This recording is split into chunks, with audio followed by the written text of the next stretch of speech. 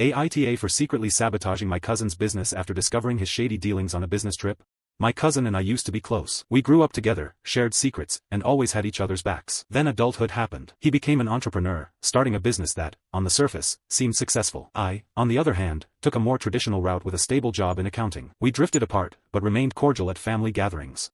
I did not think much about his business at first. I figured he was just excited about a new venture. Many people start businesses and I thought he had the drive to succeed. He always had big ideas and the confidence to pursue them. I remember him talking about it constantly during one Thanksgiving. I tried to be supportive, offering advice when he asked, but mostly just listening. I knew running a business was hard, and I assumed he was stressed. I did not realize how much it would change him as a person. He seemed consumed by it, always working, always thinking about the next deal. Our conversations became less personal and more focused on his company's progress. He would go on and on about revenue projections, market strategies, and potential investors. It got to the point where I dreaded seeing him at family functions. I knew he would corner me and give me his sales pitch. He did this with everyone, even our elderly relatives. I found it embarrassing and uncomfortable to witness. He would brag about his accomplishments, often exaggerating the truth. I heard him tell my grandmother that he was on the verge of becoming a millionaire. I knew that was not true. He also started dressing differently. He wore expensive suits and flashy watches. I always thought those things seemed out of character for him. The money and the business became his identity. I felt like I lost my cousin and gained a caricature of a successful businessman. I noticed changes in him over the years. He always talked about making it big, about wealth, and about success. He seemed less interested in people and more interested in money. I chalked it up to ambition and the pressure of running a company. He stopped asking about my life and started only talking about his own ventures. Family events became opportunities for him to network, handing out business cards and pitching ideas. I found it increasingly difficult to relate to him. Our conversations became shallow, filled with boasts and vague pronouncements about future achievements. I missed the easy camaraderie we once shared. I felt a growing distance between us, a divide that seemed impossible to bridge. I didn't think much of the changes then, besides a slight sadness. I just figured he was changing and there was nothing wrong with that. It was his life to live. But hearing him talk like that at the airport made my stomach turn. I tried to tell myself I misheard something. I considered walking over to him, but I hesitated. I didn't want to cause a scene. Also, I wasn't sure I even wanted to talk to him after hearing that. I ended up walking away and boarding my plane. The whole situation bothered me. I wondered if I should say something to him, or to someone else. But I didn't know enough details, and I didn't want to jump to conclusions. A few months ago, my job sent me on a business trip. I had a layover at a major airport and decided to grab a coffee. While waiting in line, I heard a familiar voice. I turned around and saw my cousin deep in conversation with someone I didn't recognize. They were discussing a deal, and from what I overheard, it sounded incredibly shady. My cousin was talking about cutting corners, bribing officials, and underreporting profits to avoid taxes. I was shocked. This wasn't the cousin I knew. Or maybe it was, and I just hadn't seen it before. I pretended not to notice them and quickly found a seat far away. However, I took my time to take pictures and videos of them from afar. They eventually parted ways, and I managed to catch a glimpse of the person my cousin was meeting. I discreetly snapped a photo of him too. After doing some research, I discovered that this man was a known associate of several organized crime families in the region. I needed to figure out what to do with this information. My first thought was to confront my cousin directly. I considered calling them right then and there, but I knew that would accomplish nothing. They would probably lie or deny it, and I wouldn't have any proof beyond my word. Plus, if this guy was connected, confronting my cousin could put me in danger too. I decided to hold off on any direct contact for now. I needed to gather more evidence and figure out the safest way to handle this situation. I spent the next few days trying to piece things together. I replayed the videos I took, looking for any clues I might have missed. I researched the crime families this guy was associated with and tried to find any connection to my cousin. I considered going to the authorities, but I worried about the potential fallout. If I went to the police, my cousin would definitely know it was me who snitched. It felt like a no-win situation. I needed to make a decision soon, though, because I couldn't just sit back and watch my cousin make a mess of their life and maybe mine too.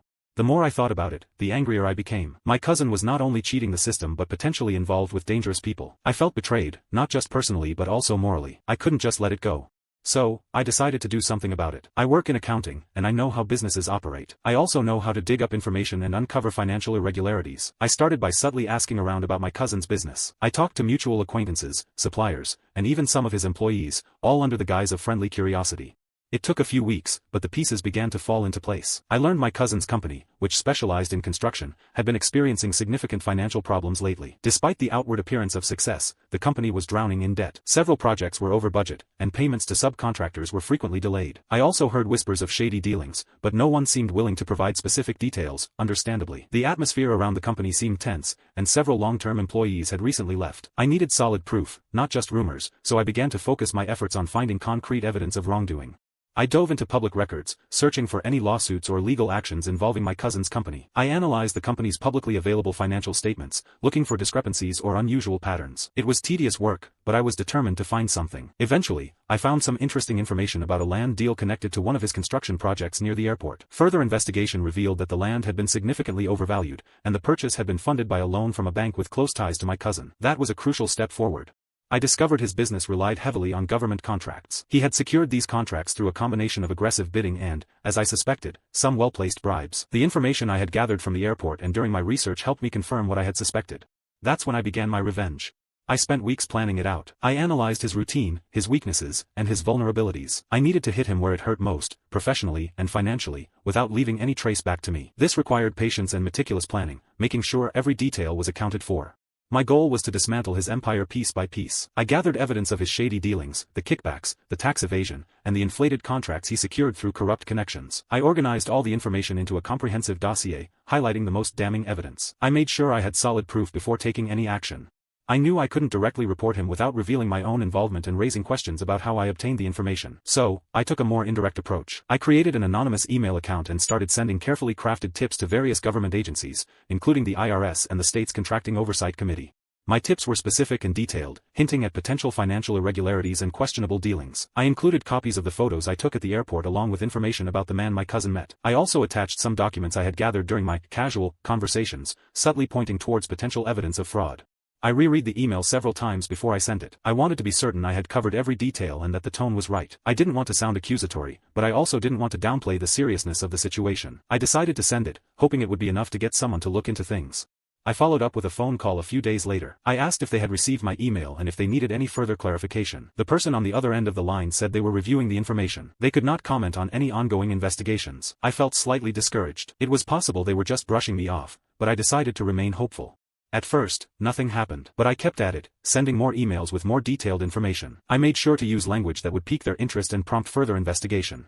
Finally, a few weeks ago, I heard through the grapevine that my cousin's business was under investigation. Government auditors were swarming his office, scrutinizing his contracts, and questioning his employees. He was panicking, desperately trying to figure out who was behind it. I knew then I had to be careful. I could not let him trace the anonymous tip back to me. I began deleting old emails and scrubbing my online history. I made sure to avoid any contact with people who might connect me to my cousin. This became a full-time job, managing the fallout from my actions while also keeping my secret safe. I had to be methodical. I even created a separate email address just to monitor news about the investigation. Any slip-up could expose me and ruin the whole plan. The information coming out of the investigation was juicy. Details about my cousin's shady deals were leaking to the press. His reputation was getting destroyed. People I knew were talking about the scandal, completely unaware of my involvement. I overheard someone at the grocery store talking about how he should go to jail. It was strange hearing strangers discuss something I had set in motion. I wondered if he knew it was me who had turned him in. I felt a surge of satisfaction. He was finally facing the consequences of his actions. But I also felt a pang of guilt. Was I going too far? Was I ruining his life? The investigation is still ongoing, and I don't know what the outcome will be. But I do know that my cousin is in a world of trouble. He has lost several major contracts, his reputation is tarnished, and he is facing potential legal action. My cousin brought this on himself. He made some really bad decisions, and now he is paying the price. I don't feel sorry for him, not one bit. He was warned multiple times, by multiple people. I was among those who told him he was playing a dangerous game, but he wouldn't listen. He always thought he was smarter than everyone else, that he could outsmart the system and get away with anything. He was wrong, and now he is finding that out the hard way.